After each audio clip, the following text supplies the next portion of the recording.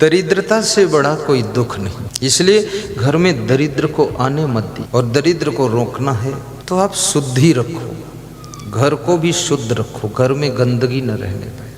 बिस्तर भी शुद्ध, गाड़ी शुद्ध, साड़ी शुद्ध, शरीर शुद्ध, सामान शुद्ध, बर्तन शुद्ध, सब पवित्रता आपके घर में रहे। क्योंकि लक्ष्मी पवित्रता में प्रवेश करती है, गंदगी से निकल जाती, बाहर हो जाती है।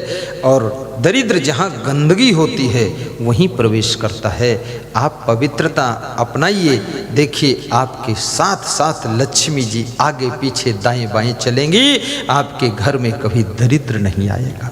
चप्पल जूते भी शुद्ध रखो। और ये जो मोजे पहनते हो ना, ये मोजे जो क्या बोलते जो पैर में पहनते मोजे, इनको कम से कम हर दूसरे दिन धोया करो।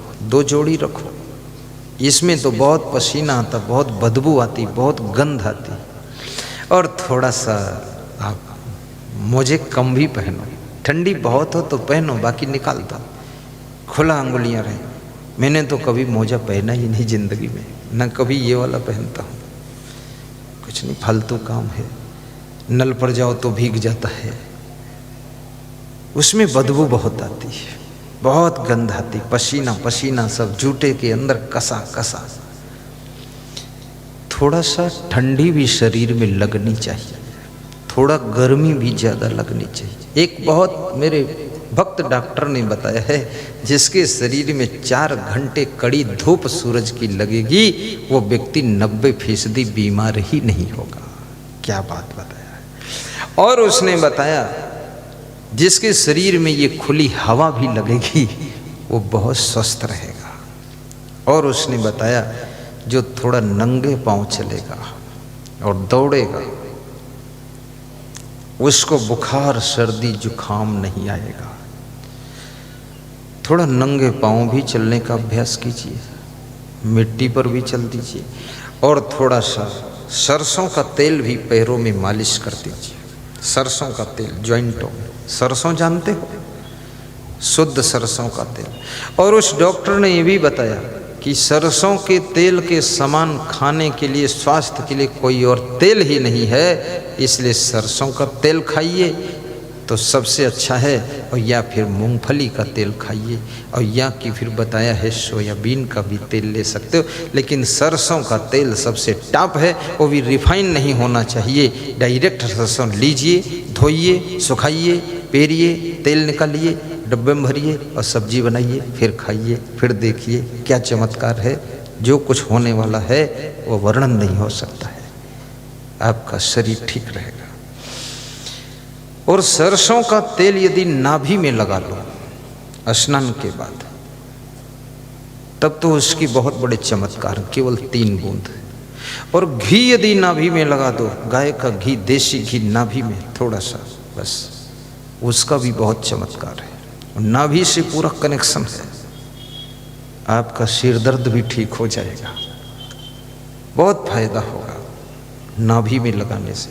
लेकिन कान में सरसों का तेल नहीं डालना चाहिए, घी भी नहीं डालना चाहिए कान में। ये कान में तेल घी शक्कर नहीं डालना है। कान में पानी भी नहीं भरना चाहिए, कान में लकड़ी भी नहीं घुसेड़ना चाहिए। कितने लोग कान में लकड़ी घुसेड़ते हैं, अंदर का कचरा, पर्दा फट जाता है, फिर रुई लगाकर घूमते हैं, उसमें से मवाद निकलती रहती है। कान में रुई लगा दिया, फिर घूम रहे, कहते कान में दर्द है, लकड़ी घुसेड़ दिया। एक छोटी सी बात बचपन में मुझको किसी ने सुनाया था कि नाक में उंगली, कान में तिनका मत कर मत कर मत कर। और दांत का मंजन, आँख का अंजन नित कर नित कर नित कर। आँख का अंजन भी करिए। इसमें कितने लोग ऐसे जो आँख का अंजन करते हैं। अंजन जानते हो कि नहीं? अंजन ये इंजन नहीं, आँख में इंजन घुसेड़ देंगे। अंजन आता है नीम का अंजन, सुरमा ठंडा लगाया जाता है, कोई करता ही नहीं है। लेकिन आँख के ऊपर आप थोड़ा सा अंगुली में तेल या घी लगा करके ऐसे कर सकते हैं, पलके बंद करके। वो फायदा करेगा आपको आँख के ऊपर, लेकिन कान में नहीं। नाक में अगर तेल लगाते हैं आप, ये नाक में भरना नहीं है, खाली लगा देना हल्का, तो उससे नाक आपकी सूखेगी नहीं, और वहाँ नाभि में तेल लगाने से नाक नहीं सूखती है और ओंठें नहीं सूखती है। नाभि में लगा दो आप, यहाँ से कनेक्शन वहाँ चला जाएगा। और नाक में थोड़ा तेल लगा देने से नाक के अंदर जो है, जो बैक्टीरिया है वो सब खत्म हो जाता है। तो आँख का अंजन नित्य करो। आँख में काजल पहले लगाया जाता था, अब तो काजल कोई महिलाएं बनाती भी नहीं और कोई लगाता भी नहीं है। वैसे काजल बहुत फायदेमंद होता था। आँख में काजल, अभी भी बना बनाया काजल बिकता है, पर आपको संदेह भी रहता है पता नहीं कैसा काजल है, आँख फूट जाए तो क्या होगा, तो डर मारे भी नहीं लगाते हो। मैं भी नहीं लगाता हूँ डर मारे कि पता नहीं क्या डाल दिया हो। आजकल लोभी लोग सब में मिलावट करते, काजल में कुछ मिला दे अपनी आँख फूट जाए तो कौन जिम्मेदार है, तो इसलिए पड़ी रहने दो ऐसी है। और बड़ी मजे की बात, पशु पक्षी आँख में कुछ नहीं लगाते, उनकी आँखें बहुत अच्छी रहती। ये हमारे आपके जीवन का जो खान पान है, यूरिया, डीएपी और फास्फोरस, पोटास, इसके कारण जो है बहुत स्वास्थ्य में गड़बड़ियाँ होती हैं। यदि हम प्रकृति के जैसे चीज़ें हैं वैसी उनको ग्रहण करें तो स्वास्थ्य बहुत अच्छा रहेगा। तो श्री कृष्ण कहते हैं कि क्रोध मनुष्य के भाग्य को बिगाड़ता है, और कबीर साहब कहते हैं कि क्रोध श्रवण को काल है, क्रोध है जंजाल। ये क्रोध ही काल का रूप है। और चाणक्य ने कहा है कि क्रोधो वैवस्तो राजा, तृष्णा वैतरणी नदी, विद्या काम दुहा, धेनु संतोषो नंदनम वरम। चाणक्य नीति में चाणक्य कहते हैं कि क्रोध यमराज का रूप है। जैसे यमराज आता है तो वो भी मारता है, और क्रोध जब आता है तो ये भी मारता है। तो चाणक्य ने क्रोध को यमराज का स्थान दिया है कि क्रोध यमराज है। अगर यमराज को आपने नहीं देखा है तो क्रोध को देख लो, वही यमराज है। यमराज का दर्शन करना तो क्रोध का दर्शन करो। और ये क्रोध जब मनुष्य के अंदर आता है तो ये क्या करता है? यो न सन्नियच्छति बेगम उत्थितम क्रोधा हर्षयो सा श्रियो भाजनम राजन यश्च आपत स न मुह्यति। विदुर नीति में विदुर जी धृतराष्ट्र को समझा रहे हैं, जो मनुष्य के अंदर क्रोध उठता है और हर्ष होता है, दो बातें होती हैं। कभी तुम खुश भी बहुत होते हो, बहुत खुश हो जाते हो। जैसे तुम्हारा बेटा प्रथम स्थान में पास हो जाए, प्रथम श्रेणी में, तो बहुत खुश होते हो, फेल हो जाए तो दुखी होते हो। या कोई आपके साथ में ज़्यादा गलती करे, बदतमीजी करे, तो आपको क्रोध भी आ जाता है कि फिर इसको कुछ करना ही पड़ेगा। तो क्रोध की स्थिति और हर्ष की स्थिति, ये बड़ी विचित्र स्थिति है, इस पर ध्यान देना। दोनों स्थितियों में तुम्हारा मानसिक बैलेंस टूट जाता है। जब तुम ज़्यादा खुश होते हो तो भी संतुलन टूटता है, और जब ज़्यादा तुम क्रोधित होते हो तो भी संतुलन टूटता है। ज़्यादा गुस्सा में आ गया। और कहते हैं कि जहाँ संतुलन नहीं है तो वहाँ शांति भी नहीं है। संतुलन के बिना शांति रहती नहीं है। और संतुलन ये क्रोध भी खत्म कर देता है, अधिक हर्ष भी संतुलन खत्म कर देता है। और संतुलन के खत्म होते ही शांति खत्म हो जाती है। और जहाँ संतुलन नहीं है तो विवेक नहीं है, और विवेक नहीं इसलिए संतुलन नहीं, और क्रोध में विवेक कहाँ रहेगा। लेकिन विदुर जी बड़ी अच्छी बात कहते हैं। विदुर जी कहते हैं कि जो क्रोध के आने पर भी क्रोध नहीं करता है, वीतराग भय क्रोधा स्थित धीमनुच्यते दुखेश अनुद्विग्न सुखेश विगत अस्पृहा। श्री कृष्ण स्थित प्रज्ञ के लक्षणों में कहते हैं, जो दुख आने पर भी दुखी नहीं होता है, और सुख के आने पर और सुख मिले ऐसी इच्छा नहीं करता है, और जो राग भय और क्रोध को जीत लेता है वो स्थित प्रज्ञ हो जाता है। ये कृष्ण कहते हैं। और इधर विदुर जी क्या कहते हैं? विदुर जी कहते हैं, जो क्रोध को और हर्ष को नियंत्रित कर लेता है, यो न सन्नियच्छति, जो क्रोध और हर्ष के नियंत्रण में नहीं रहता है बल्कि उनको खुद नियंत्रित करता है, कंट्रोल करता है, वह व्यक्ति राज्य और लक्ष्मी का अधिकारी होता है। बहुत गौर से समझना। ये जो लोग नेतागिरी कर रहे हैं, राजनीति कर रहे हैं, इनको इस बात को ध्यान से समझना चाहिए कि पार्टी ने अगर आपको टिकट नहीं दिया है तो क्रोध मत कीजिए, फिर राज्य और लक्ष्मी के अधिकारी बनोगे। आज जो महामहिम राष्ट्रपति रामनाथ कोविंद जी हैं, यही नाम है ना, बहुत बड़ा पद होता, राष्ट्रपति है। एक आदमी, साधारण आदमी जब किसी स्त्री का पति बनता है तो भी भूल जाता कि मैं पति हूं, और फिर जो राष्ट्र का पति है तो क्या पूछना। जो लखपति है, करोड़पति है, अरबपति है, वो भी बहुत खुश है, और फिर सबसे बड़ा राष्ट्रपति, राष्ट्र के आगे तो कुछ बचा ही नहीं, लाष्ट्रपति है, राष्ट्रपति है तो इतना बड़ा वो राष्ट्रपति, राष्ट्रपति महामहिम रामनाथ कोविंद जी। अभी उनके भाई श्री राम स्वरूप जी, बड़े भाई, अग्रज भ्राता, सगे भाई, उनका मेरे पास फोन आया था 2-3 महीना पहले। पता नहीं कहाँ से नंबर, बोले 3-4 महीना लग गए आपसे नंबर बात करने में। बड़ा भाई, कोई उठाते ही नहीं वहाँ। तो मैं उठाया तो 24 मिनट बात किया। उन्होंने कहा मैं प्रोग्राम करना चाहता हूँ गुना में, मैं महामहिम राष्ट्रपति रामनाथ कोविंद जी का बड़ा भाई बोल रहा हूँ। तो हमने कहा सच में बड़े भाई हो? क्योंकि बड़े आदमियों के सब बड़े छोटे भाई बहुत बन जाते हैं जो भी बड़े आदमी हो ना, उनका सब लोग रिश्तेदार बन जाते हैं। जैसे शिवराज सिंह मुख्यमंत्री थे तो वो पूरे मध्य प्रदेश के मामा बन गए थे। अब मुख्यमंत्री नहीं है तो मामा कोई बोलता ही नहीं, सब बोले मामा जी आराम करो थोड़ा, 5 साल बाद देखेंगे। अब मामा जी को 5 साल बाद फिर लोग मामा कहेंगे, क्योंकि 5 साल तो एक आदमी को झेलना बड़ा कठिन है। ये तो शिवराज को तुम झेल ले गए, 13-14 साल बहुत बड़ी बात है, लेकिन 5 साल में ही जनता थक जाती, ऊब जाती, चेंजिंग चाहती है, क्योंकि मन चेंजिंग चाहता है। जो तुम स्वयं कपड़े पसंद करके मार्केट से लाते हो, उसको पहनते पहनते महीने में तुम ऊब जाते हो। महिलाएं साड़ी से ऊब जाती, कहती ये फटती भी नहीं, क्या करूं, हंसिया से फाड़ दूं, क्या करूं, ऊब जाते। जो तुम गाड़ी पसंद करके लाते हो, उससे तुम 1-2 साल में ऊब जाते हो, उसमें तुम्हें कमी ही कमी दिखाई देने लगती है। जिस स्त्री को पसंद करके तुम शादी करते हो, पत्नी बनाकर लाते हो, उससे भी तुम 10-5 साल बाद ऊब जाते हो, उसमें सब कमी कमी दिखाई देती है कि ये ऐसी है, वैसी है, अब खजड़ा है, रबड़ा है,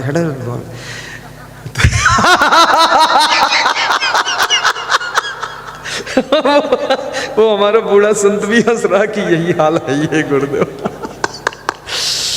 और धीरे धीरे जिस पति को पाने के लिए मन्नत करते हो, देवी देवता का सुमिरन करते हो, यही मेरा पति बने, उस पति के साथ में भी 10-15 साल बाद तुम ऊब जाती है महिलाएं। अरे ये तो छोड़ो। कहीं पति पत्नी बैठते हैं तो पत्नी पूरब तरफ मुंह करके बैठी, पति पश्चिम तरफ मुंह करके बैठा। मैं बोलता हूँ एक दूसरे के सामने मुंह क्यों नहीं करते? बोले बहुत मुंह कर लिया, सब खराब है, बेकार। तो ऊबने का स्वभाव तो ये मन का है, ये मन ऊबता बहुत है। हर रोज ये मन नया चाहता है, नया, न्यू होना चाहिए। हर रोज नई गाड़ी हो, नई साड़ी हो, हर रोज नया कपड़ा हो, हर रोज नई घड़ी हो, छड़ी हो, टीवी बीवी सब नया हो। ये कहाँ नया हो सकता है? ये पृथ्वी रोज नई नहीं हो सकती, ये सूरज रोज नया नहीं हो सकता है, हवाएं नई नहीं हो सकती। ये तो सब वही रहता है संसार में। लोग चेंजिंग बहुत चाहते हैं, परिवर्तन होना चाहिए, लेकिन ये सारा परिवर्तन, माँ बाप कैसे परिवर्तन करोगे उनको? तो वही रहेंगे आपके माँ बाप, वो नए कहाँ से हो जाएंगे? रोज रोज घर भी परिवर्तन नहीं कर सकते हो। तो मैं तो कहूँगा जो है उसमें परमानेंट अपने आप को एडजस्ट कीजिए और संतुष्ट कीजिए, आनंद लीजिए, उसमें सुखी हो जाइए। आप इतना ज़्यादा ऊबिए डूबिए मत, तो सुख मिलेगा। तो मैं क्या सुना रहा था आपको एक, हाँ, वो रामनाथ कोविंद की बात थी। ये रामनाथ कोविंद ये क्रोधी आदमी नहीं है। हमारा उनका 2 बार मिलन हुआ। भोपाल में जब उन्होंने सत्संग किया तो मुझे आमंत्रित कराया था। हालांकि मेरी उनकी पहचान पहले नहीं थी, लेकिन कहीं सुना होगा। बोले उनको बुलाओ, तो वहाँ मिले। दोबारा उन्होंने कहा था मेरे घर आना, तो मैं 1 साल बाद घर गया तो वहाँ मिले।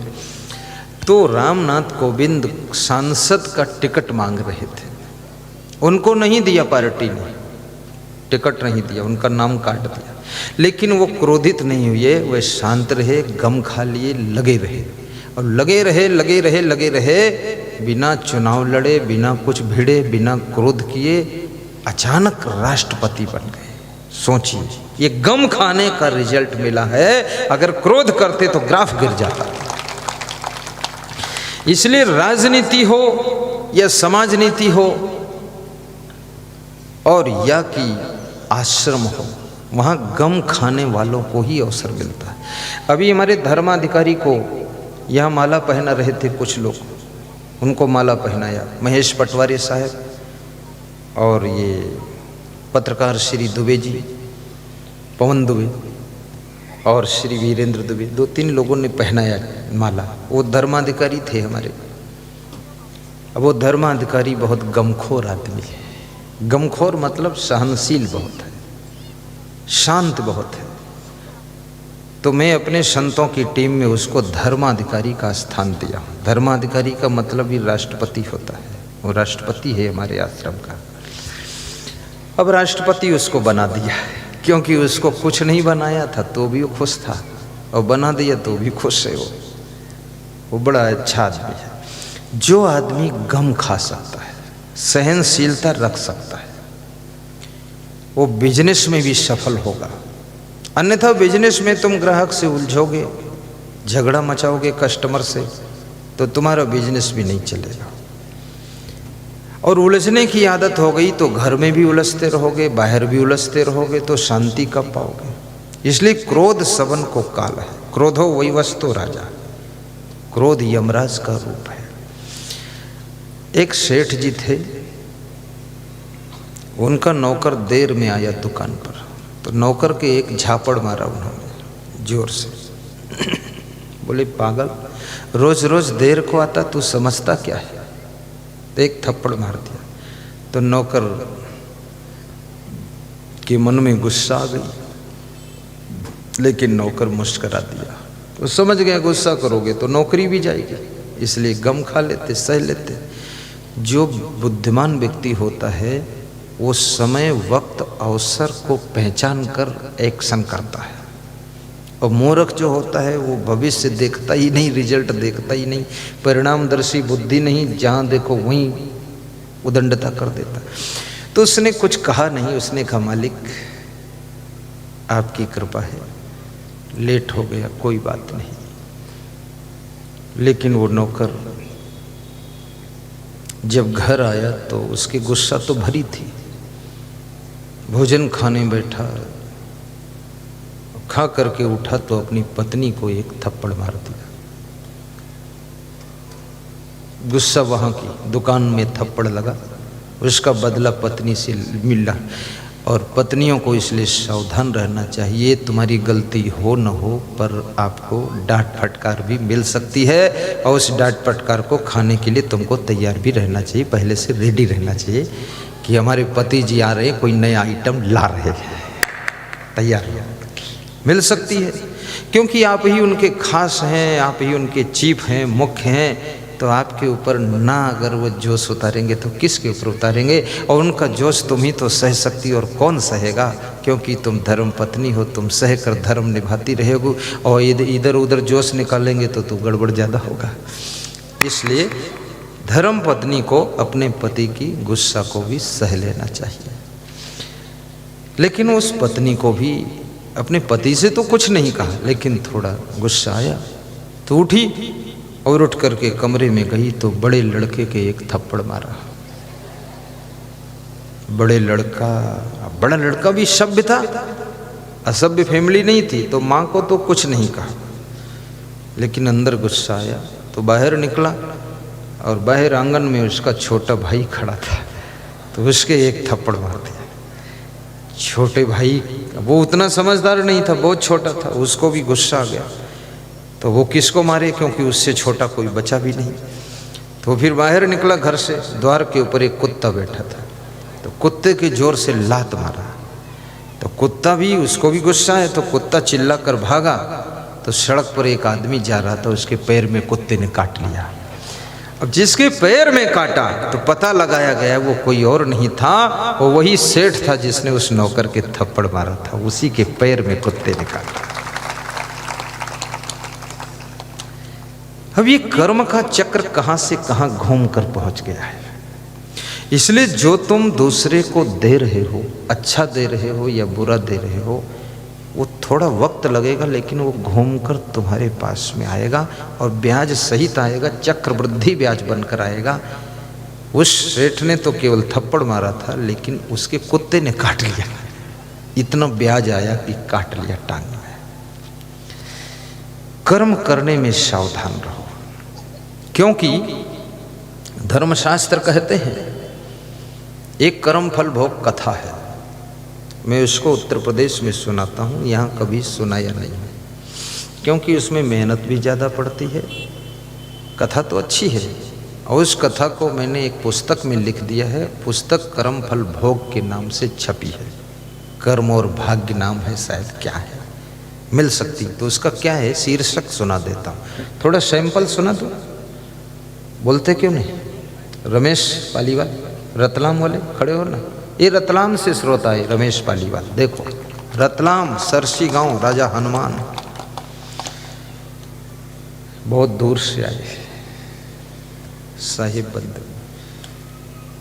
भगवान के घर देर है, अंधेर नहीं है, अंधेर नहीं है। गाओ गाओ माताओं।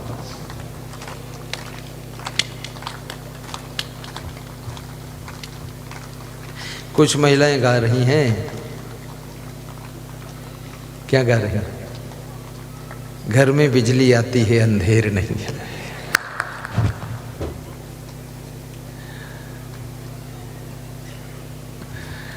बिजली जब चली जाती है तो फिर देर नहीं है। बिजली के जाने में देर नहीं।